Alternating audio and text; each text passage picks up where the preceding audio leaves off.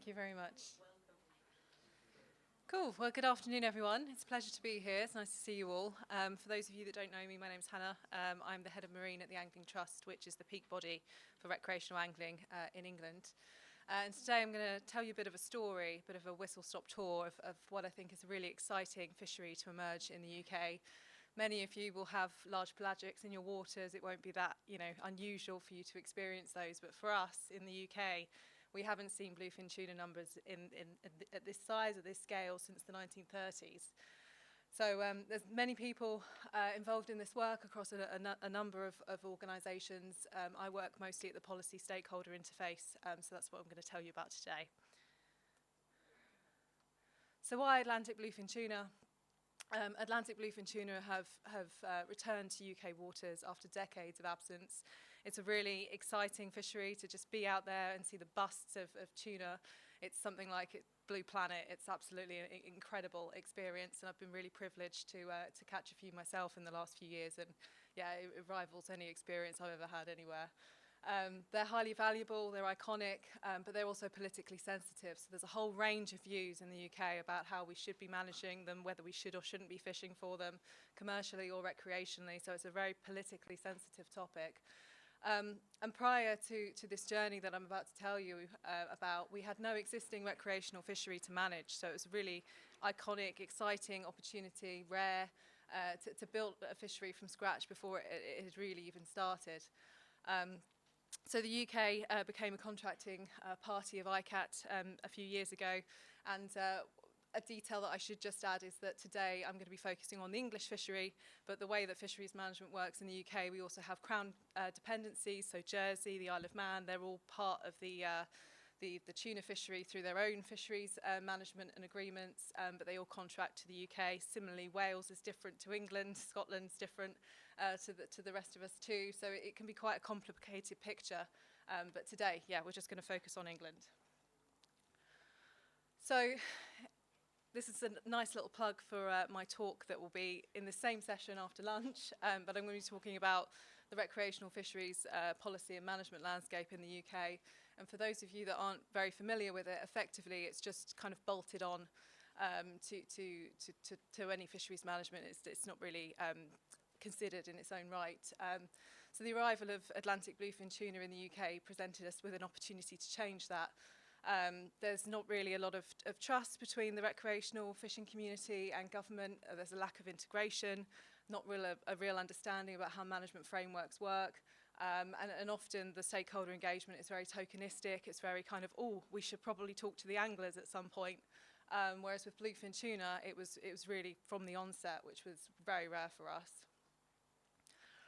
So this is the starting point. This process began back in 2021, with a programme that's known affectionately as CHART, which means the Catch and Release Tagging Programme. And this concept really came from the angling community. A guy called Steve Murphy did a lot of work on this, and he brought forward the concept to scientists at CFAS and marine managers at the Marine Management Organisation and DEFRA to put together this multi-partner research project called CHART. And it was a very successful programme. It ran for 3 years. It was really focused on a consortium of 25 charter boat skippers who were rigorously trained. They shared and exchanged knowledge. They were trained in tagging procedures and participated in a fly tagging programme. They caught thousands of fish. It was very successful, and they were running angler trips alongside this as well. So it generated around 2.3 million to the southwest England economy. But what happens after the CHART programme? So there was a feeling from the stakeholders that the private boats wanted access to this fishery, and they currently didn't have access. It was only charter boats, and it was only a very small number of charter boats who had been trained. They'd gone through this permitting process, applications. It was a lot of work for them to do that. But in the UK, this is the only fishery where effectively you need to have a permit to play, and there was a lot of feeling of mistrust and upset and disgruntlement within the wider recreational sector. And also I should say that there were people going and targeting tuna anyway, with or without a permit. So how did we make sure that they were up to the same standard as everyone else? How did we bring them into the fold? So we effectively, post-2023, developed what's now known as the CRRF, so that's the Catch and Release Recreational Fishery for bluefin tuna in the UK, in English waters. And that began formally in 2024, we're now in 2026, so 2025 was its second year. And there's around 140 permits within that fishery. Until this year, there was no mandatory training for participants. It was private and charter, with charter boats being prioritised because of the socioeconomic benefits that they generate. There was no tagging, so that was removed from the CRRF. There was a lot of upset around that from the angling community, but due to our animal welfare legislation, it just wasn't possible to distribute that more broadly. But there was mandatory reporting. So, for us, from our perspective, co-design is a word, a phrase that we hear quite a lot. It's bounded around everywhere. Everyone's being encouraged to collaborate, to co-design with the sector, to work more closely in partnership, and that's fantastic. And I think for the first, 3 or 4 years of this programme at least, that was definitely all going to plan. But unfortunately, as others have alluded to in their talks, we call it fisheries management, but I actually think it's more about people management and it's relationship management. And people matter, not just the fish. And particularly when you get higher value, higher profile fish, you get some more intense human dynamics, shall we say, about how people think we should be managing this resource, who should have access to it. And that can really exacerbate the tensions in stakeholder meetings, management meetings, and I've seen firsthand how the whole process can come to a complete halt just by 2 or 3 individuals deciding that they don't want to play anymore because we're not playing to their rules. So I think it can be quite a challenge working with the recreational fishing community in some respects, because particularly in the UK, where there hasn't been that understanding before about how these frameworks work and how these decisions are made. And this has really been one of the first opportunities that we've had in the UK to go through that process and to learn together collectively. So co-design is the right direction, and yes, I did have to get my tuna photo in there, but it's not easy. As I say, we frequently talk about it being the right direction, but it can often be constrained by limited willingness to compromise, poor understanding of each other's motivations and pressures.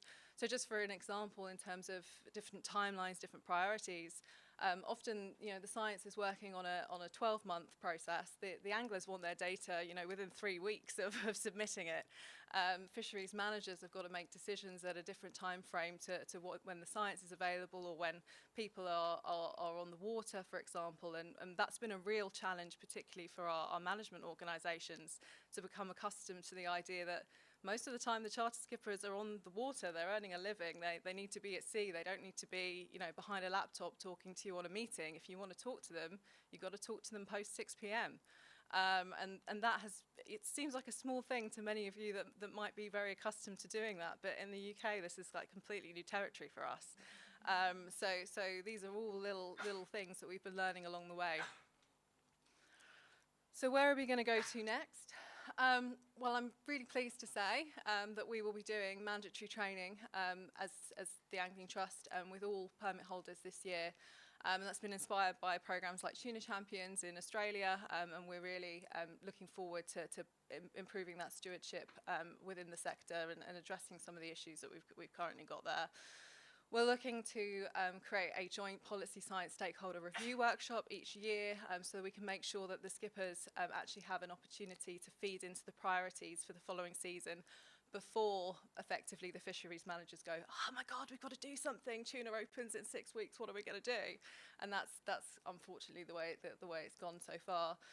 Similarly, I should say that this isn't only a recreational fishery, it's also a commercial fishery. So there's a very small scale commercial fishery at the moment with around 20 permits. It's going to maybe expand. Our ICAT quota went from 66 tonnes to 230 tonnes for this cycle, so it's quite a considerable uplift for us. Again, in relative to some of you guys, very small, but we're very keen to promote coexistence on the water because there is a lot of tension between the commercial and the recreational sectors out there.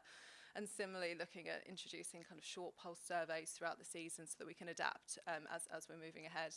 I think the last point as well is what we're kind of terming the angling ecosystem, thinking about the tackle trade, the NGBs that I work for, private boats, clubs, making sure everyone's singing from the same hymn sheet effectively.